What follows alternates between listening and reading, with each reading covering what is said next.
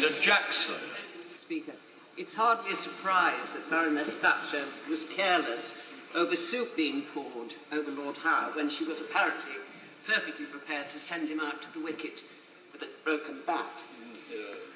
Mr. Speaker, when I made my maiden speech, all in this chamber, a little over 2 decades ago, Margaret Thatcher had been elevated to the other place. But Thatcherism was still wreaking, as it had wreaked for the previous decade, the most heinous social, economic and spiritual damage upon this country, upon my constituency and my constituents. Our local hospitals were running on empty. Patients were staying on trolleys in corridors. I tremble to think what the death rate for pensioners would have been this winter if that version of Thatcherism had been fully up and running this year.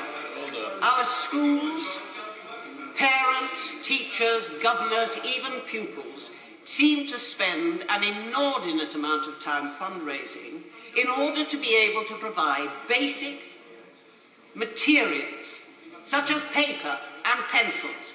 The plaster on our classroom walls were kept in place by pupils' artwork and miles of sellotape. Our school libraries were dominated by empty shelves, very few books, and those books that were there, again, were being held together by ubiquitous sellotape and offcuts from teachers' wallpaper used to bind those volumes so that they could at least hang together. But by far, the most dramatic and heinous demonstration of Thatcherism was certainly not only in London, but across the whole country in metropolitan areas, where every single shop doorway, every single night, became the bedroom, the living room, the bathroom for the homeless. They grew in their thousands, and many of those homeless people had been thrown out onto the streets from the closure of the long-term mental hospitals. We were told it was called care in the community. What in effect it was no care at all in the community. I was interested to hear about Baroness Thatcher's willingness to invite those who had nowhere to go for Christmas. It's a pity she didn't start building more and more social houses after she entered into the right to buy. So perhaps there would have been fewer homeless people than there were. As a friend of mine said, during her era, London became a city Hogarth would have recognised, and indeed he would. But the basis to Thatcherism, and this is where I come to the spiritual part of what I regard as the desperately wrong track that Thatcherism took this country into, is that we were told that everything I had been taught to regard as a vice, and I still regard them as vices, under Thatcherism was in fact a virtue. Greed, selfishness, no care for the weaker, sharp elbows, sharp knees, they were the way forward. We heard much over and will continue to hear over the next week of the barriers that were broken down by Thatcherism, the establishment that was destroyed. I can't take it. What we actually saw, the word that has been circling around with stars around it, is that she created an aspirational society. It aspired for things, as indeed one of the former prime ministers, who himself had been elevated to the House of Lords, spoke about selling off the family silver, and people knowing under those years the price of everything and the value of nothing. What concerns me is that I am beginning to see possibly the re-emergence of that total traducing of what I regard as being the basis spiritual nature of this country, where we do care about society, where we do believe in communities, where we do not leave people to walk by on the other side. That isn't happening now.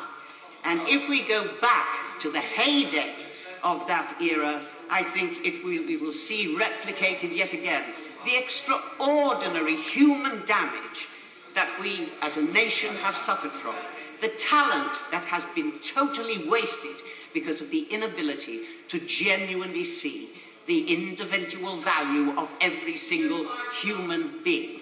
My honourable friend from Hackney referred to the fact that although she had differed with Lady Thatcher in her policies, she felt duty-bound to come to pay tribute to the first woman Prime Minister this country had produced. I am a generation who was raised by women. The men had all gone to war to defend our freedoms.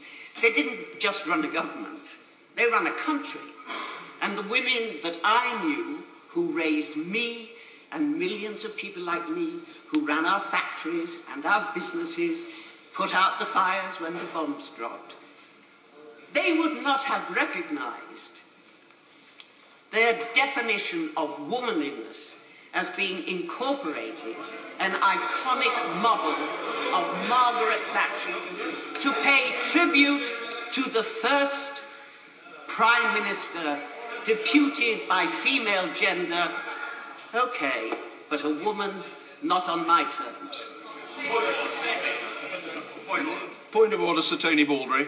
Mr. Speaker, the conventions of the House in respect of those occasions, rare occasions, on which the House chooses to make tributes to a person who has been deceased, are well established. This is not and has never been a general debate on the memory of the person who has been deceased, but an opportunity for tributes, not an opportunity for honourable members to denigrate the memory of the person who has been deceased. Resume his seat. I'm grateful to the honourable gentleman for his, and I use the term advisedly, attempted point of order. Let me be explicit for the benefit both of the honourable gentleman and of the House. All honourable and right honourable members take responsibility for what they say in this place. The responsibility of the chair is to ensure that nothing unparliamentary occurs. Let me assure the honourable gentleman, for the avoidance of doubt, nothing unparliamentary has occurred. We are debating a motion that says that this House has considered the matter of tributes to the Baroness Thatcher. That is what we are doing, and nothing has got in the way of that. Mr. Graham Brady. Thank you, Mr. Speaker. And,